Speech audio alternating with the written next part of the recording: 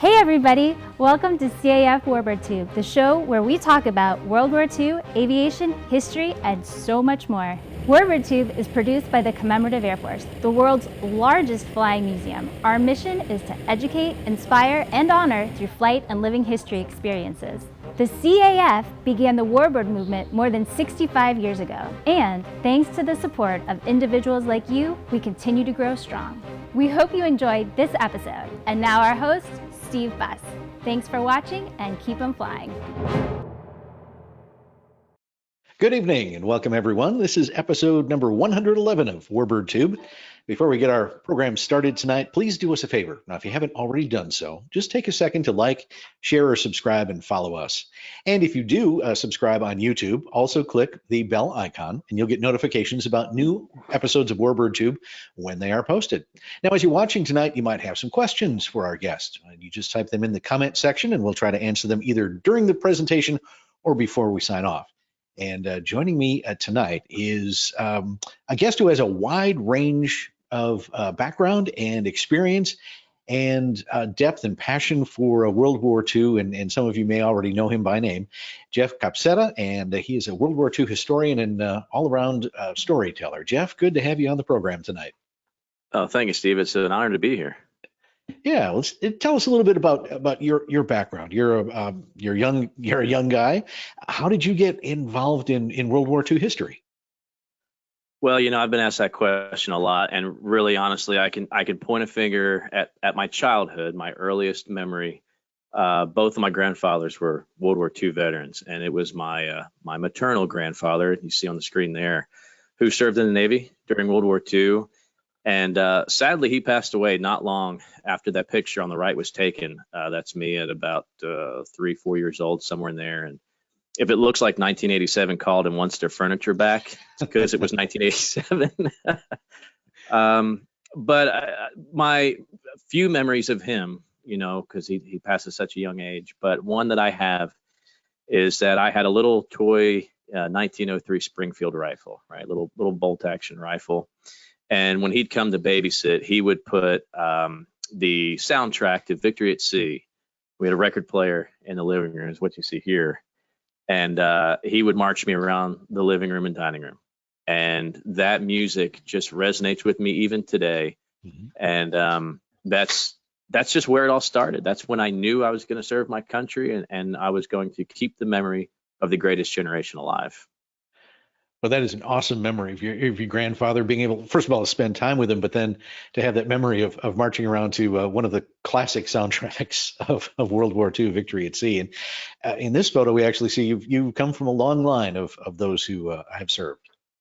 Absolutely, yeah. So it kind of started with my great-grandfather who served in the Navy starting at about 1907. Is when he joined the Navy. Wow. And he didn't retire until about 1950. Now, he had a break in there, but he served 20 years, retired, and then sometime in the early 30s came back in the service and served through the end of World War II. So the man, our family immigrated from Portugal not long before he was born in 1890. So that was his only job. And to serve that long in the Navy is something you probably won't even see something like that again today. Right. And then my grandfather, his son, of course, served in the Marine Corps, just missed the tail end of World War II, served in the Marine Corps 1946 to 48, part of the occupation force on Guam. So interesting stories there. In the middle, my father, draft number 13 in 1969. That may resonate with some of our listeners. Somehow, never ended up going to Vietnam. He was drafted by the Marine Corps. The Army took him a day later. The Army National Guard said, "Hey, look, we need mechanics." That's what he did for a living, and ended up spending eight years in the National Guard. So proudly serving there, and then also he was a career law enforcement officer as well for 26 years. And then my brother, again, kind of missed the mark just a little bit with Operation Desert Storm, Desert Shield, went in the Marine Corps at 1991 and just barely missed the action over there. and then that's me on the right. And I did not miss the action.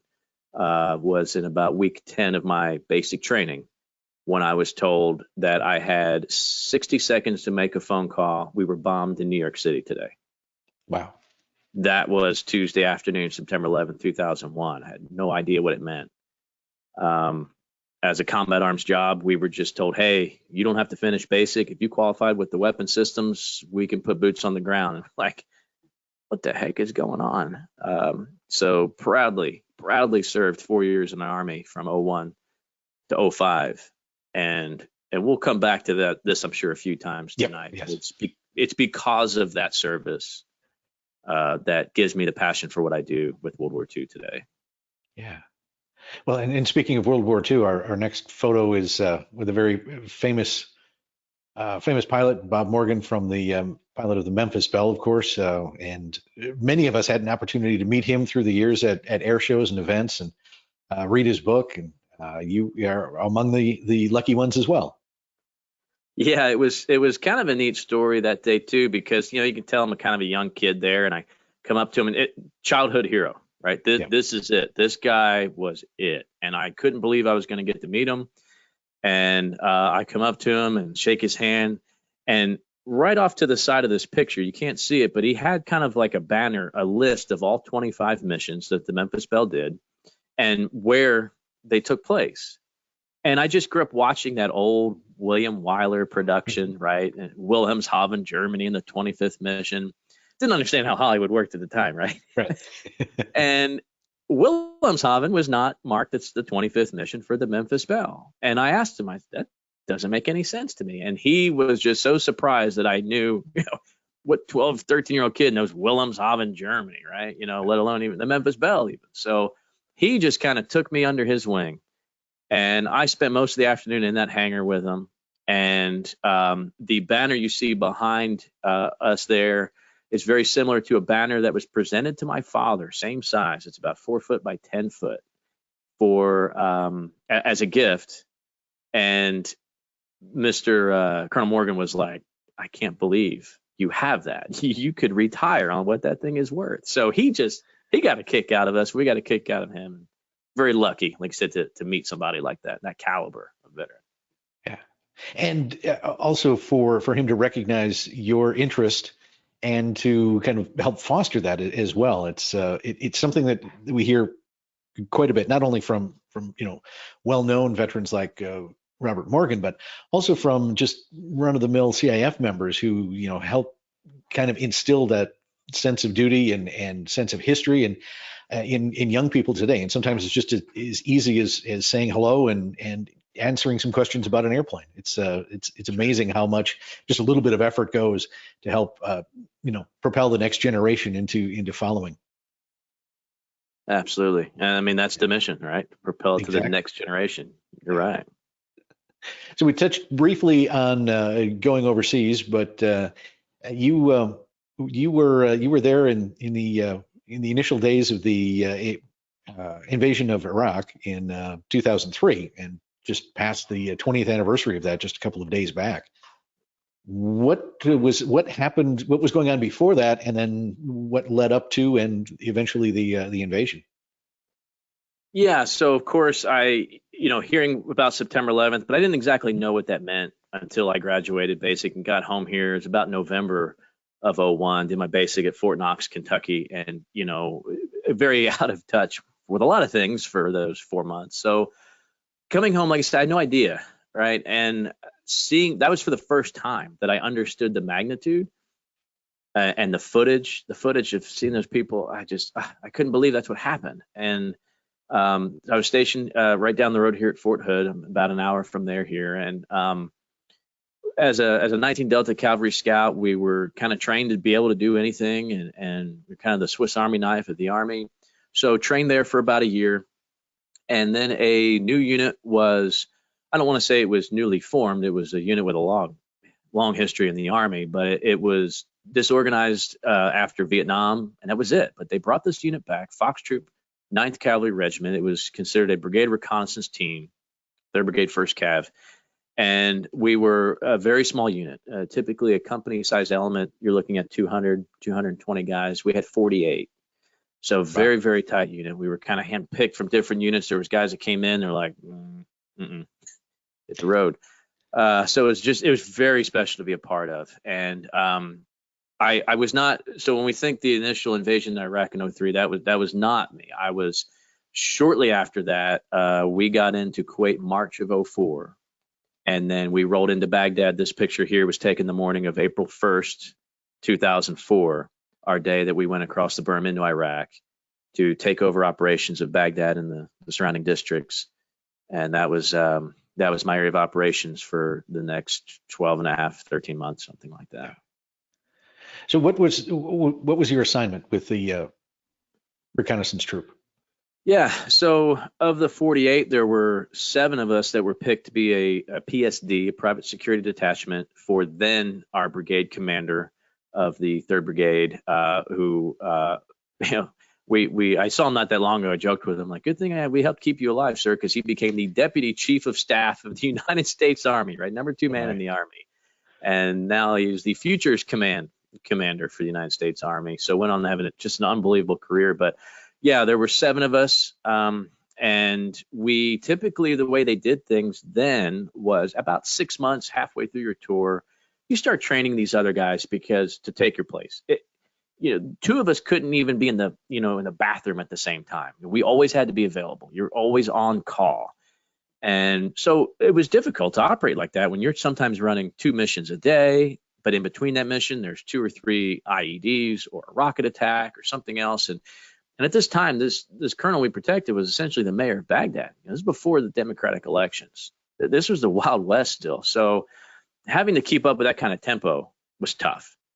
So about halfway through, we didn't really hear anything from him. We kind of approached him like, hey, sir, we need to start picking our replacements, start training them. And he said, y'all kept me alive this long. You're not going anywhere. Yes, sir. So it was those 7 guys for that amount of time. And it was a very unbelievable time. So the guy standing to my direct left there was my driver. And he's one of the guys that we did not lose during that tour, but have lost since. And he's a big reason. He's my best friend in the Army. He's a big reason that I understand firsthand why we need to keep the greatest generation alive, for sure. Yeah. What was your role within this squadron? So there was 3 guys per truck. I was a gunner.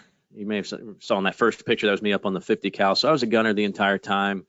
And you'd have a driver, gunner, and a truck commander. The truck commander would typically get out with the colonel dismounted if he's kind of milling around. I would typically stay with the truck, pulling security with the bigger, weapon system, machine gun, things like that. But we were everything and anything that was needed at any given time. So a typical day for your commander, I mean, the quote unquote mayor of Baghdad, I mean, what kind of missions did he lead you into? Well, it was a little bit of everything. Some of it was quite mundane. We had to check every checkpoint in and around the green zone at the time, which we still have no idea why it was called the green zone. It should have been called like the big giant target. So every checkpoint had to be checked weekly. We would meet with delegates that were essentially at that time drafting the Constitution for the democratic government for Iraq to take over. So we weren't always protecting our colonel. Sometimes we would be called upon to protect the delegate or somebody that was high profile. We got called upon when Peter Jennings, for instance, when he came in the country, we were his PSD, or if the division commander needed a little extra, he'd be a 2-star general, little extra security there. Escorting Saddam Hussein, I was part of that convoy when he was going from one place to another for whatever they were doing with him. And things like that, just Geraldo Rivera. I have an interesting story about Geraldo, but we escorted him to all the crazy places he wanted to go to get camera footage that day. So it was a little bit of everything. But what really kind of was the unplanned, the dynamic part of our day was anytime we heard boom, we had to go. Right. Colonel had to be there. Small arms fire, rocket, indirect artillery, IEDs on the side of the road, suicide bomber walks into the bazaar. We had to be there. So the amount of just absolute destruction of life that we saw on a daily basis was more than any of us really wanted to see, honestly. Yeah. Most times it was not our guys. Sometimes it was, but seeing that civilian population being decimated like that because of what these guys were doing over there was very difficult. And, how do you shoot back at an IED? Right. How do you combat that? So that was some of the difficult things in my little piece of that war. Sure. For sure. And a very different scenario than World War II, where you were fighting you knew where the battle lines were. You knew that one side was in this color and one side was in this color, and you knew who was the enemy and who was friendly for the most part. I'm being general here, but this is a completely different kind of battlefield than we'd seen before. Absolutely. Very, very unconventional. Not at all what I was prepared for. I mean, we had some of the best training. We had some of the best technology, right, on planet Earth. And that was definitely something that hit me pretty early on, that I don't think we're going to see a clear-cut victory here because, let's be honest, we had the best Air Force, so they didn't fight us in the air. We had the best long-range weapon systems. They fought us in the cities. We have the best technology at night. They lay down their firearms at sundown. So to take this giant of a military and put them on their terms, which is nothing new to the World War II veterans, of course, when they're landing on Iwo Jima or Okinawa, they were taking our assets away from us. So that type of guerrilla warfare we saw in Vietnam, that unconventional, was, yes, absolutely. It was very difficult. And I will put it very easily into perspective for probably most of our listeners. I come home and I said, Dad, you don't get it. I didn't know who the enemy was. I'm driving around in a very populated city, had no idea who the bad guy was. And he leans in, he said, Jeff, how do you think a police officer feels? That will resonate with me for the rest of my life. Our law enforcement, the criminals don't wear uniforms. There's no battle line on a map where the front lines are. And that really put things into perspective for me. You also, we were talking before we went on the air, you also had an assignment where you got to speak for the military on Fox News. Yeah. It was an interesting evening. I was asleep and I was woke up and said, you need to go do an interview. Now, were you deployed at the time? Oh yeah, this was in Baghdad. Okay. Oh yeah, it was right around, I want to say it was right around Christmas time. I think I got to say kind of Merry Christmas to my folks and girlfriend at the time. But I gear up, like in the picture you see there, and my K-pot and everything, and I get in this up armored black Suburban, drive somewhere, who knows where I went, got into this big building, got an elevator, go up, and then just elevator doors open up like I'm in a newsroom in New York City, just people going about their day. And they first asked me, they said, are you the Humvee expert? No. They said, oh, have you ever been on one? Well, yeah, I mean, I'm a gunner on a Humvee. I've been on one every day. Okay, perfect. Do you know who Neil Cavuto is? No, ma'am. Okay, well, in about 15 minutes, he's going to interview you live on, Your World with Neil Cavuto. And I said, okay. And she said, but don't worry, we'll have one of the producers from New York. They're going to call. We're expecting their phone call. And they'll go over everything that Mr. Cavuto is going to ask you. Okay, perfect, easy. Phone rings, they hand it to me, and the lady says, are you the Humvee expert? Oh, yes, ma'am. You know who Neil Cavuto is? Oh, yeah. And she says, look, I have no idea what he's about to ask you, but just remember that you're on Fox News. This is a live news broadcast coast to coast. No pressure. Yes, ma'am. No, yeah. I said, well, I'm a non-commissioned officer in the Army, ma'am. I have tact. And I don't remember everything he asked me, right? This is almost 20 years ago, but I will tell you this. The final thought was he asked me, he says, how do we win this global war on terrorism? And I went over what I've already said. They just took all of our assets away, right? But the only way we're going to come out victorious is if the people back home believe in what we are doing. Because a soldier without the willingness to fight, without the purpose, without the drive, without the people back home backing him, guaranteed he was going to be a casualty on the battlefield. So the most important thing we could get was mail, and the most important weapon, the most powerful thing we had in our back pocket was the United States of America believing in what our boys were fighting and dying for. Without that, doesn't matter what you bring to the table, we're going to lose. Any other thoughts before we kind of wrap up this segment on your military career? Well, I will say this, what I do today, the podcast, and right, I love talking about this. Is part of my history, but this is not. I don't use anything that I'm doing today to really, I don't want to emphasize this too much. Okay, there's a lot of guys that served. There's a lot of guys that did a lot more than me, bled a lot more than me, and gave a lot more of their body and their life than I ever will.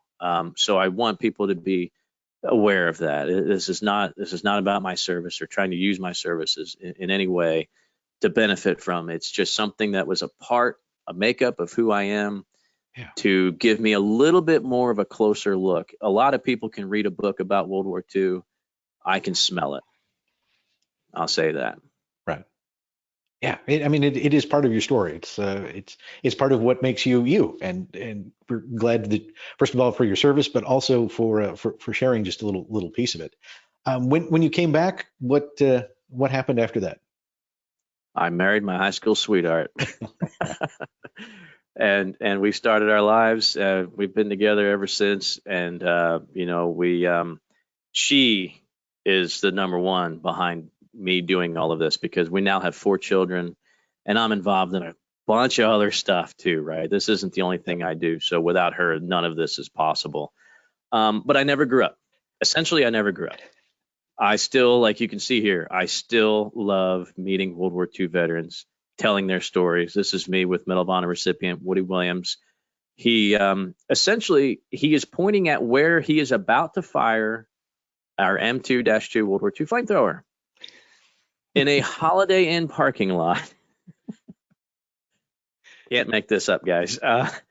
It was an Iwo Jima reunion up in North Texas at a Holiday Inn. Had this nice banquet there in the hospitality suite, and we had supper the night before. And the lady that put this program on, she really wanted Woody to fire this flamethrower that I brought with me with the organization I was with at the time. And Woody said, "Look, I carried that thing before. I want to carry that thing again. That thing weighs 80 pounds. I used to be 6'4". He was like 5'6", right? And he said, "That thing weighed me down. I don't want to do it." Well, the next morning, I'm eating breakfast. He comes down. He comes over to my table. He said, "Jeff, here's the thing. I'll fire it, but I don't want to carry it." "Yes, sir. I'll have one of the other guys carry it. They'll just hand you the wand. And if you want to fire it, that would be great." I said, "One condition." He said, "What's that?" I said, "Let's not tell anybody. Let's keep that a surprise for everybody here." So we go over, the fire marshal, he comes out. He's like, "Okay, what are y'all doing here?" Went over the whole thing, right? Wind has to be just right. Everything's got to, you have all this buffer, all this open area. And I said, "All right, sir, we're just firing. It's just diesel fuel. Let's fire it at a 45-degree angle, with the wind at our back. It's going to make a big show. All the diesel fuel will be burned off before it ever hits the pavement. We're good." And it's right about then where this picture was taken. Goes, "That's not how they taught me to fire in World War II. He said, "We shoot it down into the ground, and it kind of creates this fireball, and it gets rolling, and you got a little bit more range out of it." The catering van over there, we're going to have to move that back just a little bit further. And yeah, it was great watching him melt about 20-some parking spaces at the Holiday Inn there. Wait, what are you going to tell him? No? Yeah. Right, exactly. So is this where you started getting into living history and reenactments and things like that? Absolutely. Yeah, absolutely. So when I came home, I was a park ranger and a wildland firefighter. Did that for about 9 years. Loved it. Had an opportunity to work at the most, in my opinion, most prestigious museum in the state of Texas and possibly in the country, the National Museum of Pacific War, right in Fredericksburg, Texas. It's just an unbelievable organization, and they brought me on as the living history director, coordinator, whatever you want to call it. We essentially would do live programs on the weekends, usually 7 times a year. And opportunities like this would come up because how many people have access to an operational World War II flamethrower or weapon systems that are, safe and blank adapted, and, the amount of volunteers that we had. So that's when I turned World War II into essentially this was what I do for a living. So that was just, I never thought I'd have that opportunity. And when I first took it, I remember, because that was a hard decision. I lived 72 miles away from that museum, and I wasn't moving. So I'm driving 150 miles a day commuting, and there was a lot more hotel rooms that I ever thought I was going to be spending my time in, with air shows and here and there. But, of course, my wife was like, absolutely. But she said, I don't think this is the end of your story. And I'm like, sweetheart, do you understand what I get? Do you know what they're paying me to do? How does it get any better than that? Steve, that was just the beginning. Yeah. It's just the beginning of my story. For those who haven't been there, can you describe what that live action area is like at the museum? Because if you haven't seen it, if you have seen it, it's incredible. But if you haven't, if you can just kind of give people a taste of what happens there. Oh, absolutely. And, look, I haven't been employed there in a couple of years now. So if I misspeak, I'm sorry. I haven't been there in a while, but I can tell you from the experience when I was there, it was a large battlefield that had an amphitheater, big covered bleacher area that would seat about 400 people. And they were kind of overlooking this battlefield that didn't represent any particular combat action in World War II. It was more of a culmination. So it's a very complicated operation. You would have Marine Corps coming off of an Amtrak, an LVT on your right. We actually had an LCVP that was affixed to essentially a railroad track in a big pit. So this thing would come out, it would drive out, ramp would drop, the Army platoon gets off of that, and we kind of take this front section of the beach with the crowd to our back. And I think that was one of the most important things about that battlefield, because a lot of reenactments you go to, it's like watching a tennis match. It's left and right, left and right. Whereas the people were behind us, and they always told me they felt like they were with us as we're kind of pushing off the beach. The M3 Stuart tank rolls out, starts hitting this higher ground in the background here with these caves and pillbox and machine gun positions. So we're kind of slowly moving away from the crowd, naturally dropping casualties along the way, to where it was this final climax on top of this big ridge at the back end of the battlefield, where that's where the flamethrower was fired into a concrete bunker. Naturally, there's just going to be a metal pole.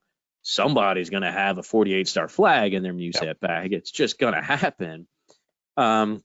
So it was the idea was to show people that it was not just Marines in the Pacific. It was not just the Army. It was everything. It was Navy and Coast Guard. And we even had an Air Corps component where we'd had a friend of mine who owned a P-51 Mustang for some of the shows would come over and give us some close air support. So, when everything there was a lot of moving parts, and when everything clicked, it was, in my opinion, it was just an absolute thing of beauty. Yeah. And you mentioned that the way the assault happens going away from the crowd. And seeing that, yes, as a spectator, you feel you're coming out of your seat with the troops as they're moving forward, and it really was a stroke of genius.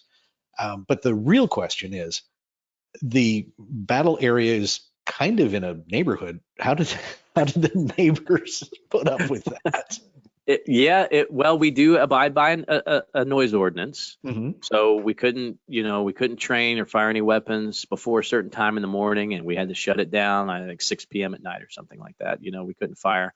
It was basically, so the battlefield was on Texas Historical Commission property. It was on state property. So it was very strict, not just because the museum is essentially a foundation, but then also part of the umbrella was the state of Texas. So those two things combining really helped create a very, well managed and safe environment for everybody. And it had to be because of all the moving parts.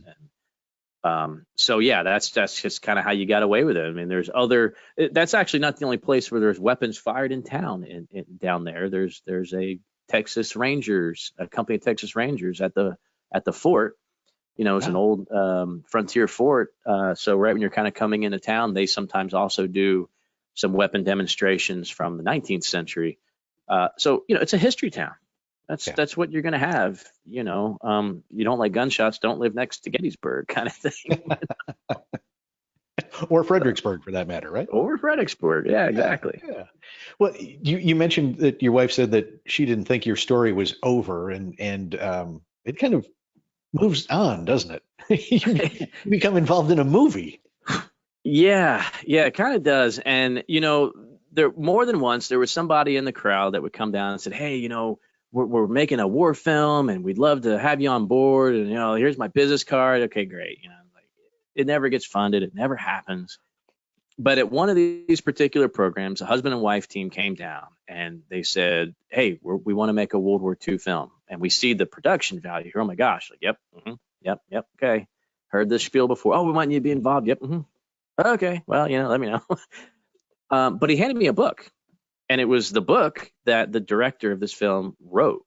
He was a published author and an experienced independent film director. So, okay, this may actually kind of go somewhere. And so when we kind of started really talking the meat and potatoes of the operation, I just fell in love. I fell in love with these people. I fell in love with their mission.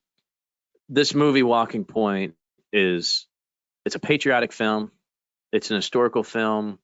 But probably most importantly, it's a movie about dogs. And I immediately regret not giving you some more graphics from this film here. But Walking Point is really essentially the story of a family who gave their dog up, a big Doberman, for the Dogs for Defense program, a real program from World War II. These dogs were trained at, I think there was 4 locations in the U.S., and then sent overseas with either Army or Marine Corps handlers. This particular story is about the contingent of Marines on the island of Guam in 1944 that had a unit of a war dog unit there, essentially. So you follow this Marine with Duke the dog, and him kind of communicating with the little boy Tommy, of course, Duke's former owner, whose parents kind of hit hard times, facing foreclosure, got to give up the dog. What better way than give up the dog to Dogs for Defense?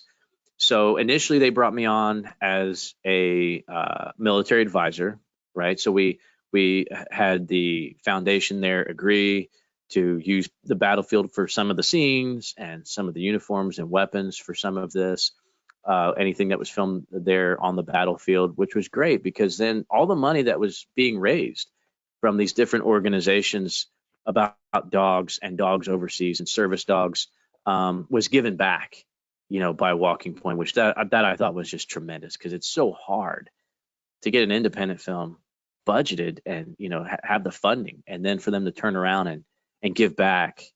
That's when I knew I was with the right people. So, we filmed a good portion of, what you see there that was filmed in a tent there on the battlefield. There was a couple bed and breakfasts that were used for kind of our home front scenes. And then we wrapped the film in Florida. And it was mainly because we needed a jungle sequence. And I told the director, and by the way, I don't know how he still kind of talks to me because I think I changed every scene that he wrote in the script when he brought me on. But he's like, no, this is what I want, man. I'm like, okay, like I feel bad. But I said, look, you need coconut palm trees. Like we can't use like these Texas fan palm, like it's not the same. He goes, well, where do these trees grow? Where do these coconut trees grow? Like besides the Pacific, maybe Florida. And he called around, found a location outside of Fort Myers, Florida, and filmed a couple scenes out there in this awesome coconut palm tree farm, basically, and made the movie happen. And that kind of segued into what's the Scuttlebutt podcast, because the host of that show, my good friend, okay, that's us at the premiere there.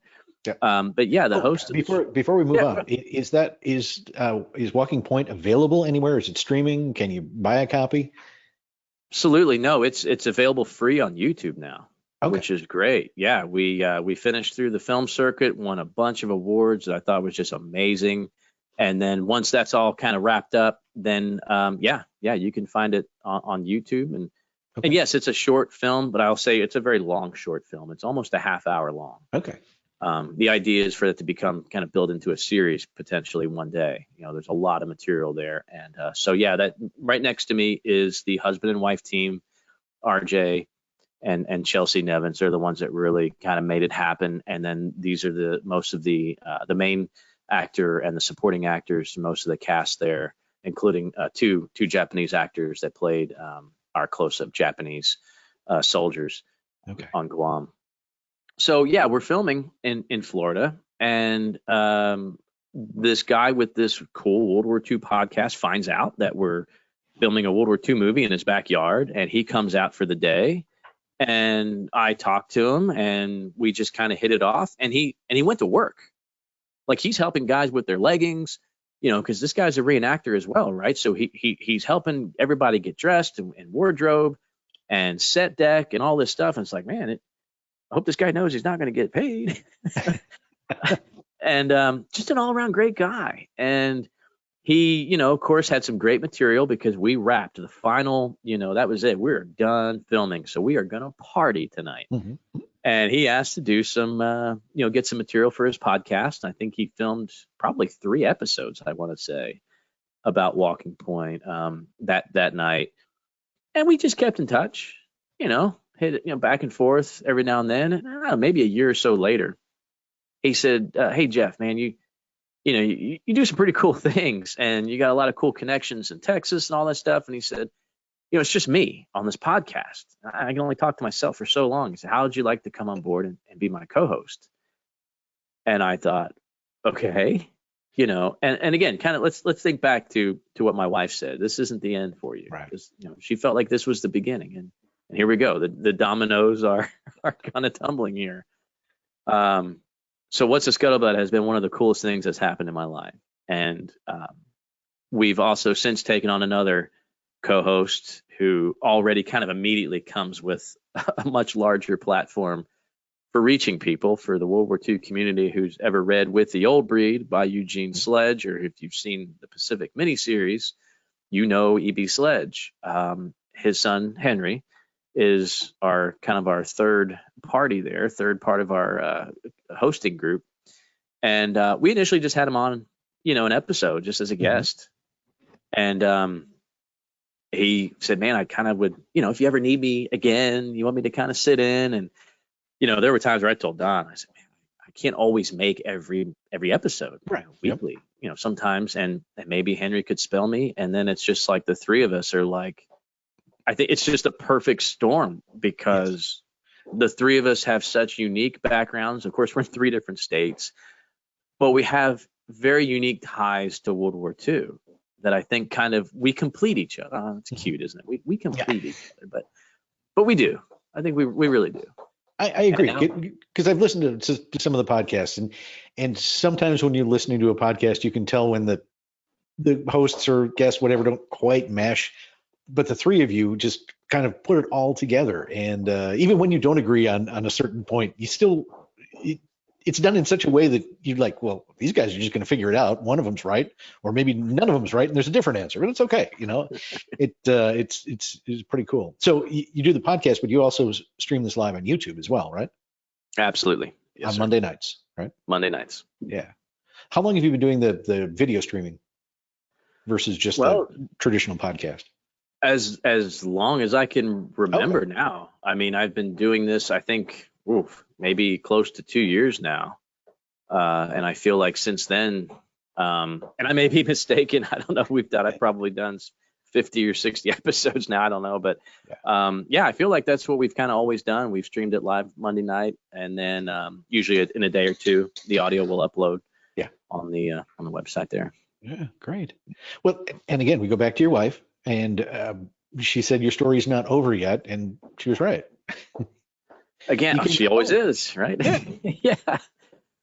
Yeah. So actually, this kind of started with my son, who he's looking to be 17 in June now. But about man, I guess he was 12 when he joined as a kind of a young cadet member of the Commemorative Air Force. So this museum is just right there in Burnet. So nowhere near the commute that I had in Fredericksburg. This is about 3.8 miles from the house. And it was actually a big draw for when my dad, when he retired, this is when we moved to Texas, it was a big draw to have this in this little community, where we live. This museum's been there since 92. And just a great little kind of a, diamond in the rough kind of museum. When people walk in, they're always shocked. But yeah, my son was there volunteering on Saturdays, and he's wiping down airplanes, and it's really tough for him because he has to ride in the back seat of an SNJ one day, and he's just loving it, right? I mean, he's like me 2.0. So he was involved for a couple of years before I was. I just didn't have the time, right? And coming back to Burnet, that's when I pursued teaching, which is, of course, just what I do now. I'm a high school teacher, and now that I'm fully here in Burnet, I'm vested in this community, I was approached to say, hey, we think you could make a great museum director. We don't really have one. They had a curator and docents, but never really somebody that could, had any kind of museum experience like I did. So these pictures that you're looking at now, it's unfinished in these pictures. This is progress pictures from our huge renovation that we did last December, about 16 months ago. So a lot of new artifacts were added, an entire brick wall. You can see off to the left there, it's a tribute to the Mighty Eighth, kind of a O Club in England look to it. There's a big Mighty Eighth mural and all the, towns and villages in France and Germany that were targets for the 100th Bomb Group. And these framed panels there were actually windows that I had graphics made to kind of give you a chronology of important events in the air during World War II, essentially from Hitler's Blitz to Battle of London to, of course, Pearl Harbor and Midway through Doolittle, all the way through, of course, to, the bombing campaign, daylight bombing campaign. And then the last panel is two pictures of the celebration of VJ Day. And the last word of that panel, the last words say that, in 45 months, the greatest generation essentially defeated two superpowers on two opposite sides of planet Earth. So look around you. This is their story. Wow. So that's,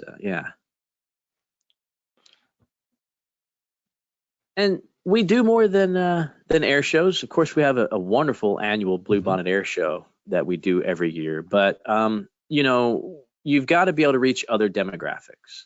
And I truly believe that the young people, the younger generations, the next up, right? The guys and gals that are in the batter's box are who we need to invest in.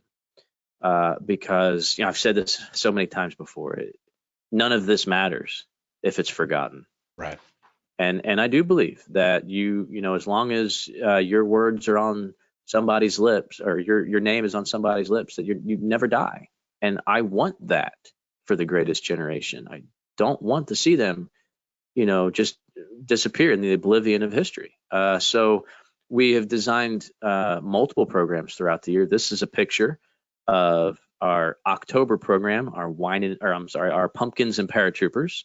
And it's just that. It's a couple hundred pumpkins that were donated, and we have paints that are supplied, and we just have kids come out for a fun, free day at the museum, come paint some pumpkins and walk around and see some reenactors, see some paratroopers, and see some old cars and some displays, and just come in our museum for free and see what we have. And we have a wonderful cadet program here now that's just really been, it's just such a wonderful thing to have in our community, for a place for our young people to go that just, maybe they love airplanes, maybe they love World War II, maybe they don't, but they will. And that's what's important to us, to kind of pass that torch. Exactly. Yes. And something you had mentioned earlier, I think before we went on the air, is like we have to reach beyond those who already are affiliated with us. Someone who has an interest in World War II or has an interest in old airplanes or any airplanes, to reach beyond that kind of core audience that we're all so familiar and comfortable with to the rest of the world, to let them know, what's out there. And I think you mentioned it. You have people who from the area who see the museum for the first time and they say, "When did this open?" And you're like, "It's been here 30 years. So come on in." Absolutely. Yeah, I mean, you hit the nail on the head. Everybody who loves airplanes and loves old stuff in World War II, they're your core volunteers because they just love it. So you have to attack a different demographic, and essentially, I mean, to me, I think it's a fairly simple equation. You get young people who may not be exposed to this kind of stuff everywhere, right? You're certainly not exposed to it in this depth in a history book in school, right? They got to hit everything, so you can't spend too much time on any one subject or one part of history. So this is just a deeper dive, and you get the kids involved out there. You show them what things were about. They see things differently. I think they take a different look at, wait a minute, where's the GPS? How did these guys in B-17s find where they were going? How did they learn how to do this? This is all there's no push buttons. You don't swipe anything. This is manual stuff. And the only way that they can understand that is that they have to have tactile things. And that's what I love about this museum, because you're never going to remember the first time you saw an artifact under glass. I'm sorry. Right. You're going to remember the first time you held that artifact. You hand them, even if it's something like an M1 helmet, a steel pot, you see one under glass, like, okay, that's great. But they hold it and they put it on their head, and you take the liner out and like, wow, this is a 2-part helmet system. Like, yeah, this is more than just a helmet, guys. This is a kitchen sink. This is your bath. This is pots and pans. This is a shovel. So when you can make a connection like that, the kids are going to love it. Putting their hands on these things, getting them into this airplane and letting them play with the flight controls, kind of thing, is now you've made a connection that's deeper than seeing something or reading about it. They're just gonna do this. Swipe. That's fine. Yep. Great. Okay. So that's where we're at with our mission, and it's the entire mission of the Commemorative Air Force, right? This is what we're here to do. We educate, we inspire, and we honor. And what better way to do that than to share this with the youngsters and the next generation? Who knows? The next generation could be the next greatest generation. And it is absolutely our job to make sure that they're as prepared as possible. Yeah. Well, and as a teacher, that students learn. There is the traditional learning out of the book, or whatever, Chromebooks, whatever the technology is today. But there's something different about, as you said, you put that artifact in their hands, you sit them in the cockpit of the airplane, and you say, okay, this is how it works, and they feel it. And even if the airplane isn't flying, they can imagine it, right? And those are the kinds of experiences that, as you say, stick with this generation, and hopefully will inspire them to want to learn more and dig into it, whether it's World War II or aviation in general or just history, just something to inspire them to go beyond just what they might learn in school in a book. Absolutely. Yeah. It's the next level connection for them. And, to me, again, that's the key to the future. Yeah. To give them this experience, because it's, we got to make sure that this stuff has we just need to make sure it doesn't go away. We got to make sure that this stuff lasts. Yeah. So the quicker we can get this next generation to appreciate it, the better off we're going to be, for sure. Yeah. Well, we can't get out of here tonight without a hero shot or two.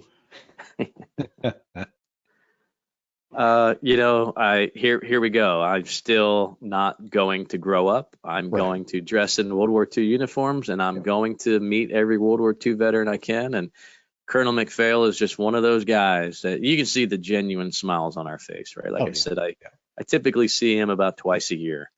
And just to be able to talk with him about just those weird, mundane things, right?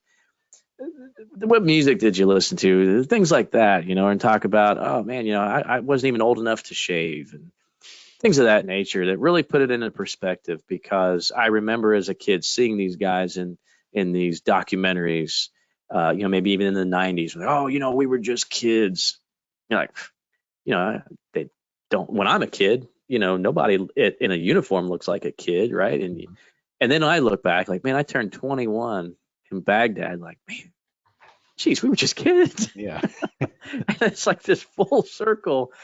Yeah, absolutely. These guys are no different, than the guys I served with, no different than the boys of the greatest generation, no different than the Romans that fought, and the Carthaginians and the Spartans. It's just there's something about combat that draws men and women together, and very fortunate to know some of these. And you're right, these guys are heroes, absolutely, hands down. So. And another one of your heroes. Yeah, so this is my son that I was talking about. Again, to pass the generation, and I'm not going to be hypocritical about this. I am going to pass the torch. I have 2 sons and 2 daughters, and that's my oldest son there, who knows probably more about World War II than I ever did at the age of 16. And I've got a 12-year-old daughter that just does nothing but love dressing up as Rosie the Riveter at air shows, because she knows it's not a cool bandana. Now, she understands what women did for us during World War II and why their service was so important. So not only going to preach it, I'm going to practice it as well. Very good. Hey, you mentioned, doing appearances at air shows and different events. What are some of the favorites that you get to go to annually? Oh, Wings Over Dallas, hands down. I love the Wings Over Dallas Air Show. I've been there so many times, and that is just, to me, it's just the epitome of America. It's just, I don't know, if you don't come away from an air show like Wings Over Dallas with this renewed sense of patriotism, you probably don't have a pulse. Growing up, growing up in New Jersey, I volunteered at a small, kind of a little regional airport, kind of cut out of the woods out there in southern New Jersey. But they had incredible air shows every year, right? Now, it was no big deal in the 90s to see, there's the tent with 6 Tuskegee Airmen. And, right. It was getting to meet Oscar Bosch, Luftwaffe fighter ace. Oh, yeah, he's over there in that tent, and they were World War II vets. They were everywhere. They were in their 60s, and they had their big sunglasses and kind of their weird little fanny packs and their white socks pulled up kind of thing. It was just, they were everywhere. And every time I go to an air show, especially Wings Over Dallas, I feel like I'm that 12-year-old again. And Colonel Robert Morgan's right around the corner. Yeah. And I feel like they are all smiling, looking down on us and what the Commemorative Air Force is all about, for sure. Good. Any future plans for the museum? Expansion, new programs? Anything that you've got in the hopper that you can tell us about? Yeah, absolutely. We try to do quarterly programs, of course. So we're hoping to have a summer program that we'll be advertising more about coming up here in the next few months. And no real expansion plans, but always a plan to rotate artifacts.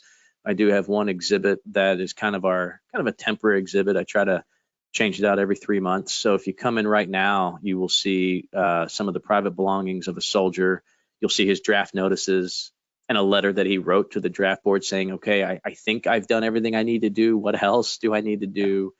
Ended up serving in the Army with MacArthur when the Philippines were liberated. So some really interesting things brought back from the Philippines, some really ornate things from, Filipino natives, the embroidering and things like that. And that's going to run probably till June. And then I'd like to, for the summer, we have a lot of space artifacts in our collection, a lot of patches from different Apollo missions and things that were autographed by Buzz Aldrin. So I think a neat, kind of another level. Without World War II to propel us, what would the space program have looked like? So, July 20th of 69 being the anniversary of landing on the moon, I thought for the summer, running a space-themed temporary exhibit in the Highland Lakes Air Museum, I thought was fitting. Excellent. If people are not familiar with it, where can they find the museum? Oh, so, well, yeah, we are right on the main highway 281 in Burnet. There's a main highway that runs north and south through there. Of course, we have a website. We have multiple social media pages. You can look at just the Highland Lakes Squadron Facebook page or the Bluebonnet Air Show. We actually have our own Facebook page strictly for the Bluebonnet Air Show. And then we have a presence as the Highland Lakes Air Museum on Instagram. All right. And if someone wants to join, support, whatever, is the website the best place to go? Yes, sir. Yeah, Highland Lakes Squadron. Get on there, and yeah, we would love to, or give us a call. Come by. We'd prefer you just come by and see us. There you go. But yeah, absolutely, come on by, and there's something for everybody. Absolutely. I've met a lot of our volunteers that have come in and thought, I didn't think I'd really be able to do any good here, and I found my little niche, and I just love it.